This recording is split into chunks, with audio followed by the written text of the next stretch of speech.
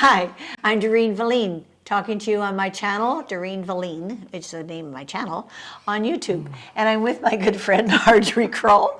We're wondering if we're going to be good friends when we finish. And we're going to be talking about acrylic paint today, how to buy it, going from the baseline paint that you find in the dollar store or Dollarama, grading upstairs to the good room, the attic. Well, not really the attic, the penthouse, to the good paint.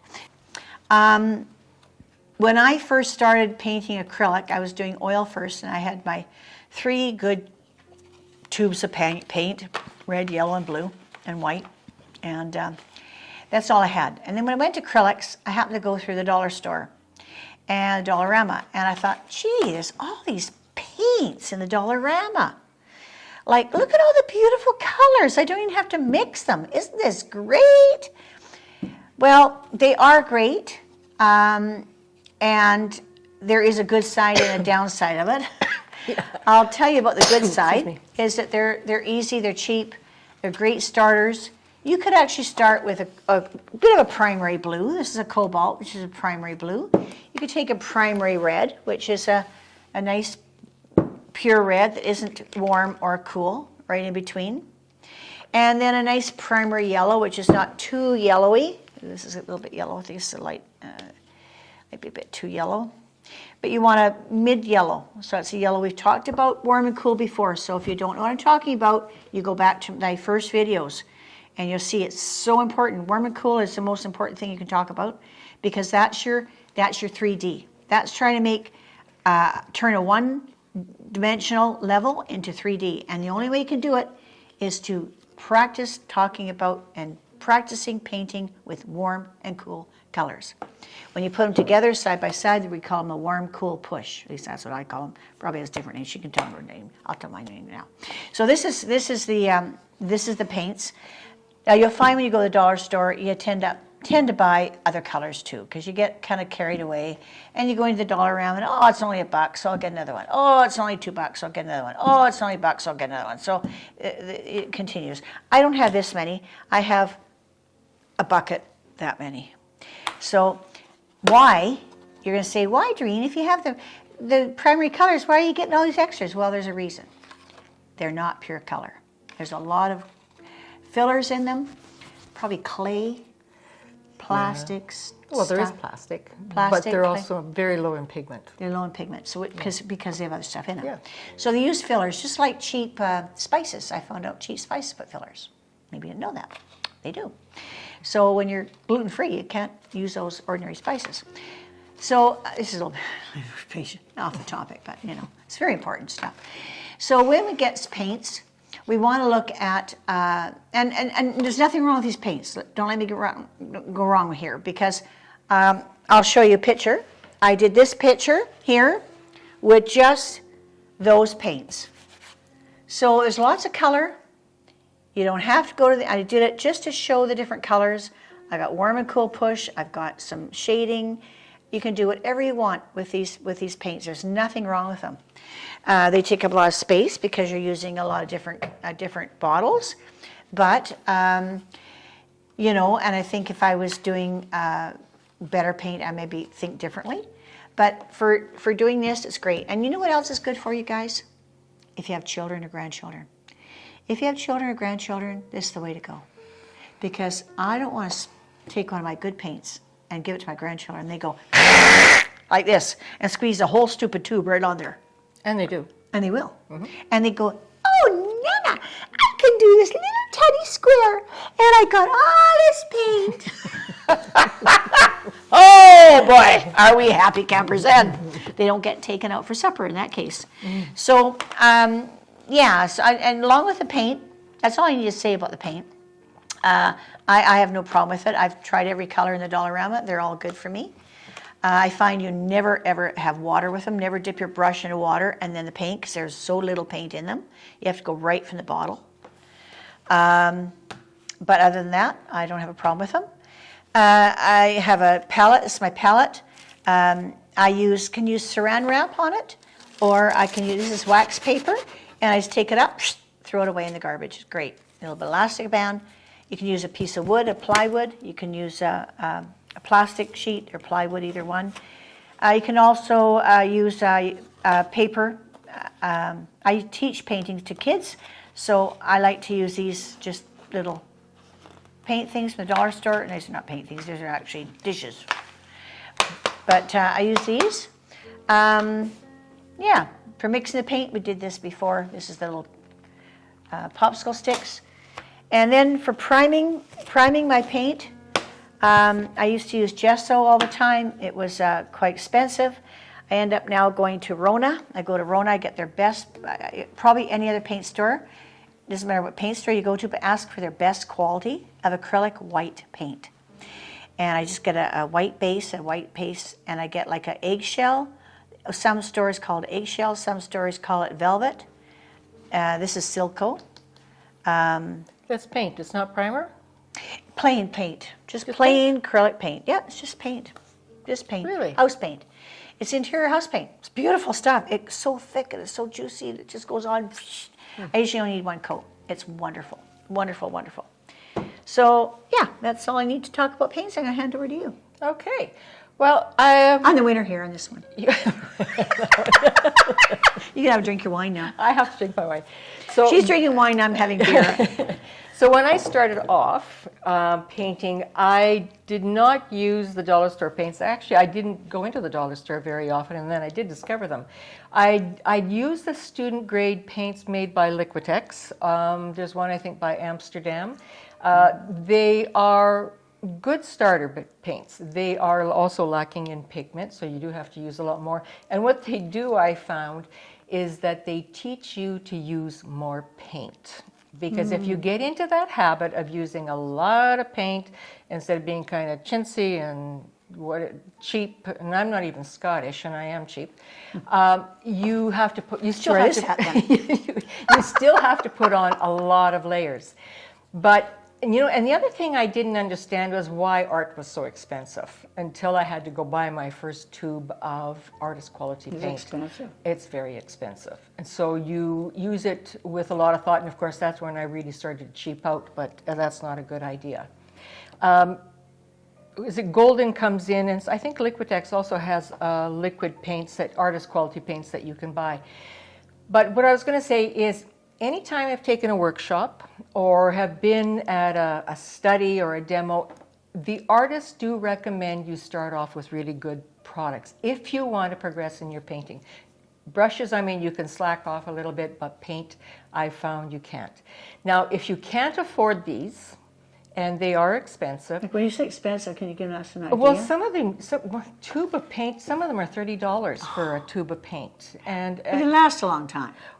If you use it sparingly. Phthalo blue, okay, pay the price, because you know what, this tube is going to last you 5 years because you need so little of it. Yeah, it's so heavy. Yeah, it's got such a high pigment and staining power that all you need is a drop, and you can overblow it. Yeah. So this paint, the phthalo blue, spend the money. I don't know what they are. I haven't bought a phthalo blue now in 5 years. That's how long it lasts me, and it's just a drop. But if you're going to, like cobalt blue hue, I think is also another expensive one. The cadmium reds and yellows were also very expensive, but you can now buy an alternative, and I think it's bismuth yellow that's got the same kind of strength as a cadmium yellow light. Yeah, it's warm. Yeah, it's warm, but it also has the strength, the same pigment in it, same coloration, and it still mixes the same, or maybe a little bit variance in it, but very little, and it's less expensive. So you can find paints in the artist quality paints that are less expensive that will do the trick for you, but you do have to experiment. Okay. So how do you do it? Do you, like when I did my oil palette, I would do like my cool yellow, blue, and red, and then my warm yellow, blue, and red.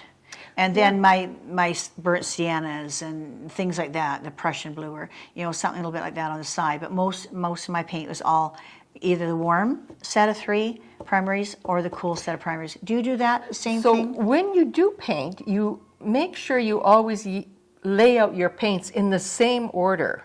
So I mean, what they do is sort of relate to as playing the piano. You've Okay. got the keys always, and you know where middle C is, you know where D is, it's always there, no matter what piano you go on. When You know they start- have D on both sides of well, the of course C. well, no, I didn't because I don't play the piano.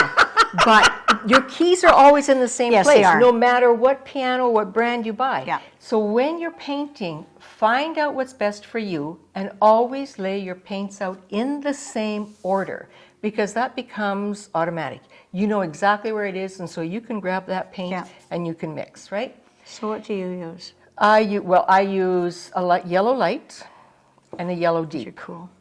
And then I use a yellow ochre. I have an orange always because that grays down your blue. I have a red light, and so I really do like this one. This is a red. There's also a couple of other ones that are nice. Oh, I'm trying to say that word for me, please. I can't. But go to a Just try. yellow that Anthraquinone. Quinidone. No, there's no D. Quinone. Yeah, there we go. Anthraquinone. We're going to both stumble through this, right? Okay. So actually, then have a red light and a red deep will make a beautiful purple. Yeah. Beautiful, real So that's deep. your cool. And then you have a CAD. Do you have a CAD for the red, for the warm? No, I don't have one. I don't. Did I bring Do one? you ever in? use, I don't think. use it, though? I do use. warm red? I try to get away from the CADs. I'll go into a quinacridone red, which is nice, or a naphthol red. They're lighter, and I use those. I try to get away from the cadmiums. So your CADs in, I know we shouldn't talk about oil here, but for those of you who have done oil, your CADs are always opaque. Do you find the same with acrylic? They're very opaque, the CADs? No, what you Are they do is transparent? on these, they will They always always have tell you. so this phthalo blue is opaque, right? Yeah. They will, Opus does not have it. But they will usually tell you, so if they have Yeah. the bars as to how opaque or how transparent. Windsor Newton does. Golden good. does. Golden does. Golden's really good for Very that. good. This is a Tri-Art from let's show them real Ontario. close. So this is what she's talking about. On the tubes, and even on the jars, I've got the jars of golden, and they put like a permanent marker, a black stripe like this, diagonal, and then they paint over it with paint. And if you can see that stripe really good, it's considered transparent. If you can't see good at all, Then like they're this opaque. one, then these are opaque. Opaque means sort of a bit chalky, a bit sort of... They're thick. They're thick. You cannot, they will give you the best coverage, yeah. And transparent is sort of like a bit of a window. So transparent, you can kind of a little bit see through it. They got that filmy look. So that's the difference between opaque and transparent we're talking And with about, right? transparent paints, what you can do is you should experiment, is lay down a transparent paint on a page. Paint it with another transparent paint. Put a green down, paint over a transparent yellow, and what do you get? You're mixing your paints that way, On the- so on the- you on the can paper. do all sorts of little, canvas. it's very interesting what you Yeah. do. So I brought a few. So this is a Liquid X. These are all heavy body paints. Tri-Art from Ontario is one that's trying to make a come in, and I think they're now selling at Moldings and More. This is Graham, which is well known. Golden, of course. Opus has its own brand. And then this one was given to me. I didn't even know it existed. Hunter or something. Grumbucker. And Okay, it's, Ophelia. yeah. So these are all, heavy body paints. They're thick. The pigment is really good in them. And you can go, they do last a lot longer because of the pigment is so thick. But, sorry? I wanted to ask you a question. What? You talked about student quality and professional quality.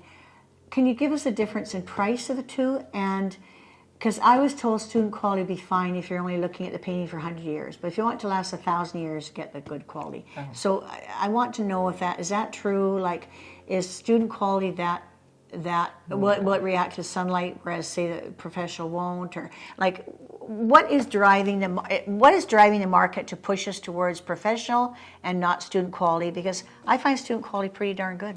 If you want to use student quality paints, they're good. The only thing, buy a professional white and a yellow. Yes. Yeah. And those are the only ones. You can get away with student quality paints, but get the two lightest colors, which is the white and which is the yellow, and you mix very well. Some of these, the pigments in an ultramarine blue is just as good. It may be a little bit weaker, but you can just add more paint. There's nothing wrong with it. The price, geez, you know, you get a large tube of paint, I don't know, $15, $20 for a large tube as opposed to $20 for a very size. small tube. But the pigment... But you don't use much either, right? You don't use as much. You're There's a gonna trade-off. There is a trade-off. But the other thing is, like I said, with student quality paints, what it does is teaches you to use paint because you don't cheap out. Because you're thinking, oh, you know, they're cheap, I can go buy them. With these, you may, you know, not put out as much, and you still have to use the paint to get the same kind of effect, but use the paint. If you're going to use heavy body paints, use the paint. But if you're going to cheap out on them, your painting is going to be small. I mean, that's it. But if you're going to use paint, start off with a student, grade, get the white, get the yellow in heavy body, and then use the paint. Use it thick, use it lush, make sure it's on there. Get it on so that you really get into that paint and you have the brush marks, it becomes painted. It all depends on what you want, too. Right. So when you say use it lush, do you mean no water at all? I try to use very little water because really it dilutes it. Yeah. You know, and then you really do have to layer a lot. I have used medium. I'm using more medium now because I want to retain the color, the vibrancy. So I will use, what have I got here? It all depends. I'm playing around with mediums. This is acrylic medium matte, and this is a matte medium too. What these do, so I was sort of investigating open acrylics because they stay open a little bit longer, like oils. I mean, I'm used to oils. Because acrylics will dry fast, you guys. Acrylics are horrible for drying. Especially if you're going outside. And in the house with air conditioning. Yeah. So I bought this medium to try to mix into my paints, because right now I'm painting in acrylics, is to slow down the drying time. So it becomes like a golden open, like the acrylic open paints, because there is a retarder in them and they do stay open longer. They dry slower, much slower. So I am trying that because I've got all this paint and I don't want to just start switching over to the other one. So I'm going to start mixing. Now, I've heard of where people have laid them out on a pallet or put them into little containers and have added the medium into it and mixed them up so that they do stay open and they can go in anytime. I mean, you have to experiment, you have to play around with them. That's what painting is all about. Have fun with it.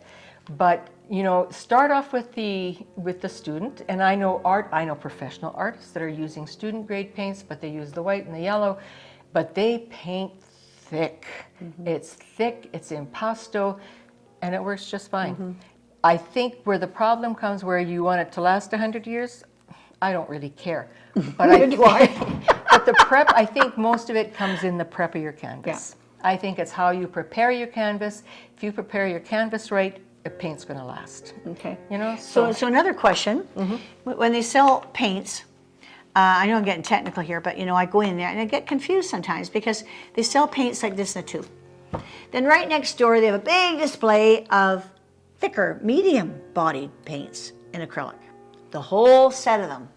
Then you go down further, and they have this size in Opus, really good quality paint, in the liquidy side. So I'm thinking to myself, okay, which is a better way to go? Like, I know you have to add a little bit of water to this. Why bother having this if I add water to it? Is it to take up space? Like, I don't get it. Why they have three different type of body, like the body of the paint is different thicknesses. I mean, is it all marketing? Are they just trying to sell us different stuff? Is it really best to go this way and never go this way? Like, no, it's not. I mean, it all depends on how you want to paint. If you use the liquid, I mean, go in and buy, if you're wanting that kind of liquid, or if you want the golden heavy body liquid, which has got a lot of pigment in. Some people don't want to mix paint. Some people don't want to worry about anything. Those are liquid. You can paint straight away. You can dip your brush into it, go for it, right? And I mean, there are painters that only use the liquid paints, and they're beautiful paintings. And you know, one of them. So it's just preference. It's just preference. If you didn't have that choice, would you sort of say, geez, I wish there was make well, this sometimes easier? I think we have too much choice. I really do. And I think really it's marketing. and I get a little bit tired of it because every brand's trying to outdo the other brand and say their brand's better, blah, blah, blah, blah, blah. And it gets confusing for people. Like I walked into Opus 20 years ago, 25 years ago. There wasn't what it is today. No, There's tons more brands. There are. And now it's like more confusing. So. But Anyway. try them out. Yeah. Try them out. I mean, there are artists that are die-hard Golden fans. There are artists that are die-hard Gumbucker. Exactly. So try them out. I mean, maybe Opus doesn't give you all the information because it doesn't tell you how opaque or how transparent it is. But try them out. The pigment in it is probably just fine. I don't have any issue with it. I don't have any issue with Tri-Art. There's people that hate Tri-Art. Well, and there's people that hate Liquitex. They're Golden fans. Yeah, I got the Tri-Art, and but it's in liquid. It is watery. Oh man, it's so watery. Some of it is, oh, it's awful. I don't like the Tri-Art oil. I find them dry. This is the acrylic. I got the my favorite two paints, of course, is sepia. I got the sepia in it, and it was too watery sepia. But you don't know that until you try it. Exactly. So I don't have a lot of liquid paints because I like to mix. I like to play around with, doing different colors, making spots. I don't know. I like playing around with these, and I can put out as much or as little as I want. Good. I don't use a lot of water anymore, but but you do need a medium because sometimes you need to loosen them up. Right. Some of these, like this one, the Tri-Art I found are a couple of years old that I have. They dry out quite quickly. So, add a little bit of water, give it a shoot, whatever. But okay, now your palette. My palette. Okay, so it's different than my palette. It is different. So I have now. Very early on, I did find something that gave me a palette. You can buy this beautiful palette paper. I think this is a gimmick. I do have this for my acrylics. It's palette paper. You put it into your palette like this. Oh, the box, yes, I've seen it. Yes, the box. Okay, this one I brought is oil. I converted it. So I have about 3 of these boxes. So what they... Stay Wet. I've seen that. The Stay Wet palette. They say it works. Some ladies like it. It works great, and I only now take it to art classes, or because there's some artists that really frown on you using other things.